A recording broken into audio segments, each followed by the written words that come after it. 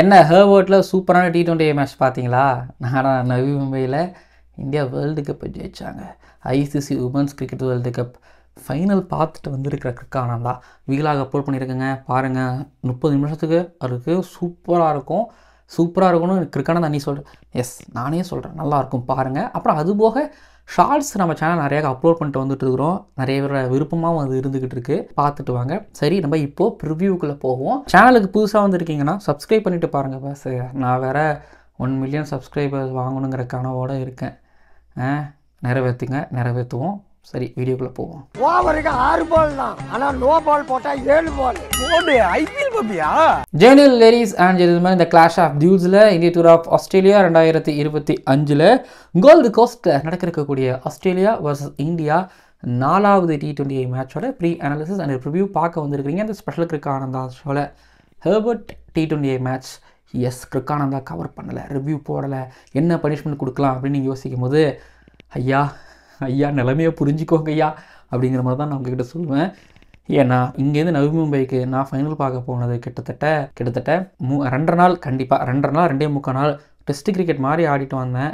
ஏன்னா அந்தளவுக்கு எனக்கு நேரம் விரயம் செலவு அதிகமாக ஆச்சு, காசு உடம்பு எல்லாத்துக்கும் சேர்த்து தான் சொல்லுவேன். அதனால் பண்ண முடியல, மன்னிச்சு அப்படின்னு சொல்லிட்டு நம்ம சரி ப்ரிவ்யூக்குள்ளே போகலாம். ஓகே, கோல்டு கோஸ்ட்டோட pitch report, weather report, toss report பார்க்கும்போது வெதர் அதை முதல்ல பார்த்து வச்சுக்கணும். ஏன்னா மழை எப்போ பெய்யுது, மழை எப்போ வரமாட்டேங்குது அப்படிங்கிறது தெரிய மாட்டேங்குது. எங்கெல்லாம் இடத்துலையும் மழை சொதன்னு பெஞ்சிக்கிட்டு. சரி, ஓகே, நம்ம வெதர் ரிப்போர்ட் பார்க்கும்போது மழை கோல்டு கோஸ்ட்டில் கிடையாது, அதனால் இங்கே T20 மேட்ச் நடக்கும், புரியுதுங்களா? அடுத்ததாக கோல்டு கோஸ்ட்டோட பிச் ரிப்போர்ட் அண்ட் டாஸ் ரிப்போர்ட்டுக்குள்ளே வந்துட்டோம் அப்படின்னா, கோல்டு கோஸ்ட்டில் இந்தியா மென்ஸ் டீம் ஒரு மேட்ச் கூட ஆனது கிடையாது. ஆனால் உமன்ஸ் டீம் இங்கே டெஸ்ட் மேட்ச் ஆடி இருக்காங்க, T20s ஆடி இருக்காங்க. டெஸ்ட்டில் ஒரு வரலாற்று ட்ரா ஒன்று பண்ணாங்க. அப்புறம் அதில் ஸ்மிருதி மந்தனா அவர்கள் 100 அடிச்சாங்கன்னு நினைக்கிறேன். எஸ் 100 அடித்தாங்க.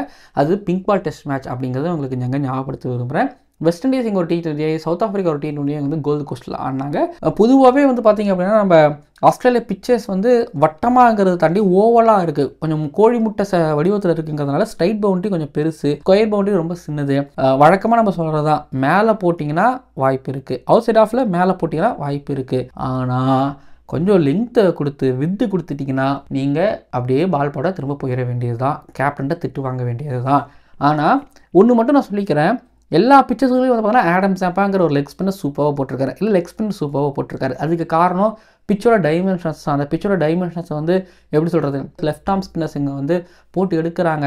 இப்போது ஆடம் சாம்பா அங்கே இல்லை அப்படிங்கிறது அவங்களுக்கு ஒரு கஷ்டமான விஷயம்னா, இன்னொரு பக்கம் குல்தீப் யாதவ் இல்லை இந்தியன் டீமில் அப்படிங்கிறதையும் நான் இங்கே மென்ஷன் பண்ணிக்கிறேன். அப்புறம் பிச்சு பற்றி பொறுத்த வரைக்கும் அதாவது பிச்சோட டைமென்ஷன் சொல்லிட்டேன். பட் பிச் பொதுவாக பார்த்திங்க அப்படின்னா கோல்டு கோஸ்ட்டில் ஸ்விங் ஆகுமா. ஸோ அந்த ஸ்விங்குங்கிறது பார்த்திங்கன்னா த்ரூ அவுட்டாக இருக்குமா அப்படிங்கிறதுனால டாஸை வின் பண்ணுற டீம் சேசிங் போகிறதுங்கிறது ஒரு பெட்ரு.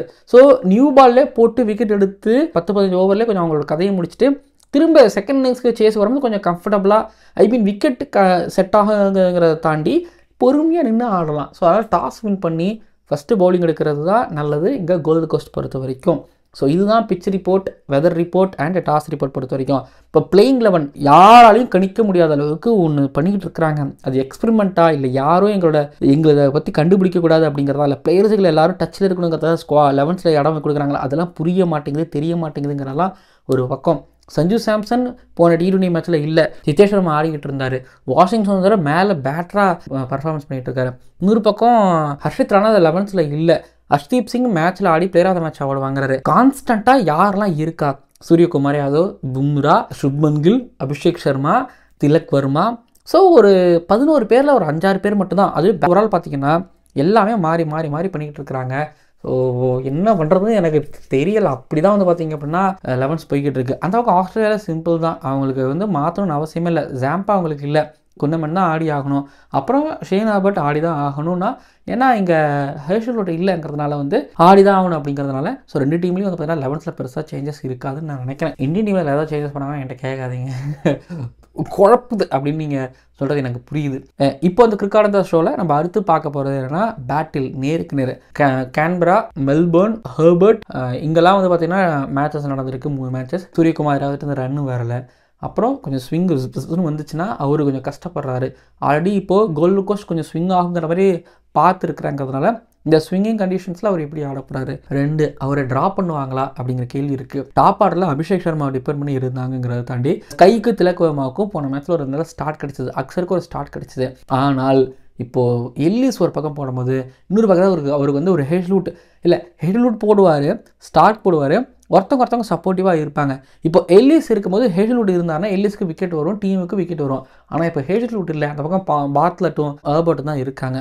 ஸோ இவங்க எஃபெக்டிவாக இருந்தால் தான் ஓகே. இந்த பக்கத்தில் வந்து பார்த்திங்க அப்படின்னா நேத்தன் எல்லிஸ் அவர் எக்கனாமிக்கலாக இல்லாமல் அவர் விக்கெட் எடுத்தே ஆக வேண்டிய கட்டாயத்துக்கு அவரை தள்ளிக்கிட்டே இருக்கிறாங்க அப்படிங்கிறதும், அண்ட் கூட இருக்கிறவங்க விக்கெட் எடுக்கணுங்கிறதும் வந்து இங்கே நான் சொல்ல வேண்டிய ஒரு விஷயம். பட் எல்லிஸ் நியூ பாலில் செம்மையாக போகிறாரு, கலக்கிறாரு. இந்த கண்டிஷனில் ஒரு பார்ட்லெட்டோ, அதாவது இப்போ கண்டிப்பாக ஜெயிக்க வேண்டிய ஒரு கட்டாயத்தில் இருக்காங்க. ஸோ பார்ட்லெட்டோ ஹெர்பர்ட்டும் ஒன்று நல்லா பண்ணாங்க அப்படின்னா டெஃபினட்டாக இந்தியாவோட டாப் ஆர்டர் பிடிச்சி கொஞ்சம் ஏதாவது பண்ண முடியும். இந்த மாதிரி ஜெயிக்கணும் அப்படின்னா பவுலர்கள் கையில் இருக்கிறதா நான் பார்க்குறேன்.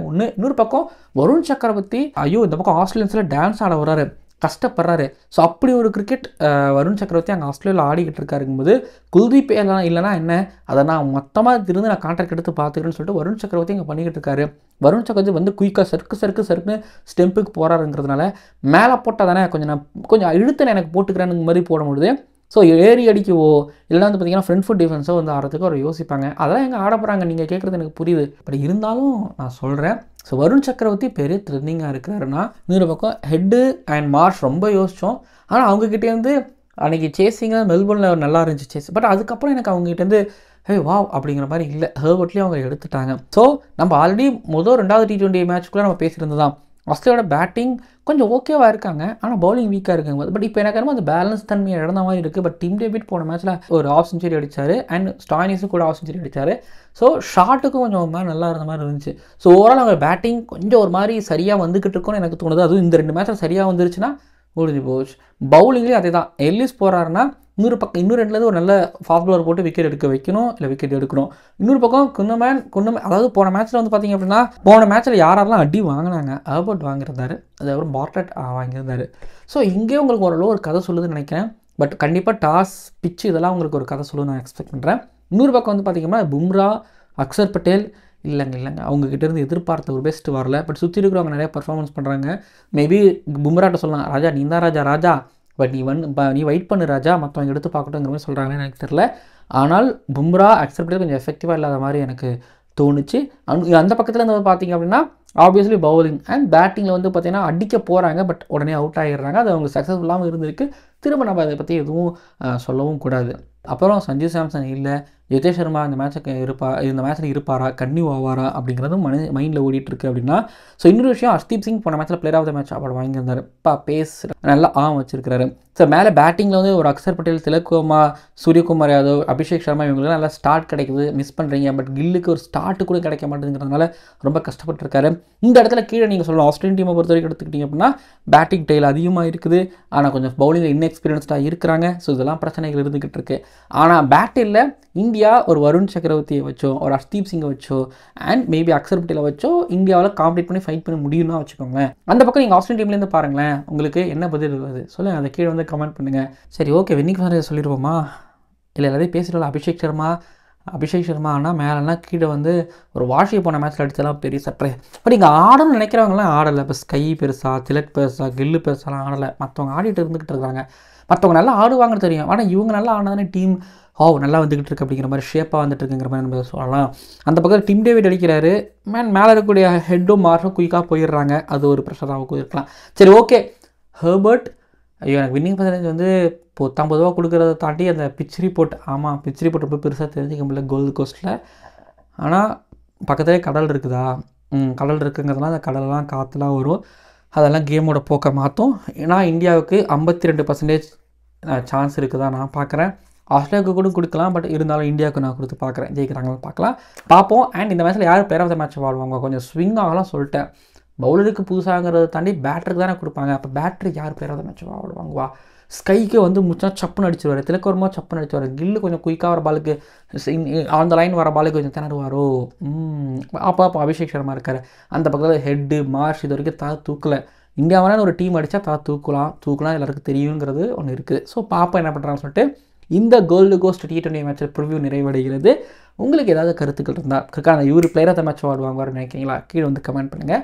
முழு வீடியோ பார்த்துருந்தீங்க, உங்களுக்கு பிடிச்சிருக்குதுன்னா கண்டிப்பாக கீழே லைக் அப்படிங்கிற ஒரு பட்டனை அழுத்திட்டு அப்புறம் சப்ஸ்கிரைப் பண்ணிவிட்டு கீழே வந்து ஏதாவது கமெண்ட் பண்ணுங்கள். ஓகேங்களா? சரிங்க, உங்களை அடுத்தடுத்த வீடியோக்களை சந்திக்கிறேன். மறக்காமல் வாங்க, சேனல் திரும்ப திரும்ப வந்துக்கிட்டே இருங்க. பார்க்கலாம்.